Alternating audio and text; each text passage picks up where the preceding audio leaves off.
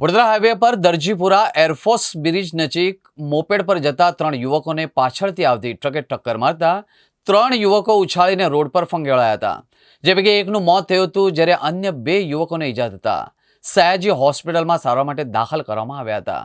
હરણી પોલીસે આ અંગે ગુનો દાખલ કરી તપાસ હાથ ધરી હતી. વડોદરા શહેર નજીક વેમાલી ગામે ભાગોરવાળા ફળિયામાં રહેતો રવિ તેના કાકાના દીકરા તથા મિત્રને લઈને મોપેડ લઈને વાઘોડિયા રોડ પર આવેલા પીપળિયા ગામે દાદીની ખબર જોવા માટે ગયા હતા.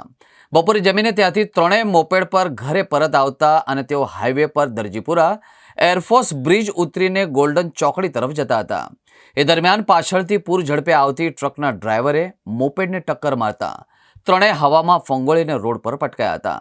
રવિને સાધારણ ઈજા થઈ. મોપેડ પર વચ્ચે બેઠેલા મુકેશને કપાળ અને માથા ઉપર અને આંખ પર ઈજા થઈ હતી, જ્યારે સૌથી છેલ્લે બેઠેલા રાહુલને માથા અને પાછળના ભાગે ગંભીર ઈજા થતાં તેનું સ્થળ પર જ મોત નીપજ્યું હતું.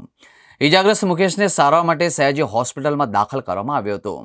હરણી પોલીસે રવિની ફરિયાદના આધારે ટ્રક ચાલક સામે ગુનો દાખલ કર્યો છે. દરજીપુરા ઓવરબ્રિજથી લઈને ગોલ્ડન તરફ જતા હાઈવે પર એક્ટિવા ચાલક જેના પર 3 ઈસમો હતા અને પાછળથી ટ્રકે ટક્કર મારી છે અને એમાંથી પાછળ જે બેઠેલો હતો એ ટક્કર વાગતા ઉછળીને પડ્યો છે. હાલ એવી પ્રાથમિક માહિતી છે. હવે 2 ટ્રક અહીંયા ઊભા કર્યું છે. બંને ટ્રકોના ડ્રાઈવર હાજર નથી. કરીએ આવશે.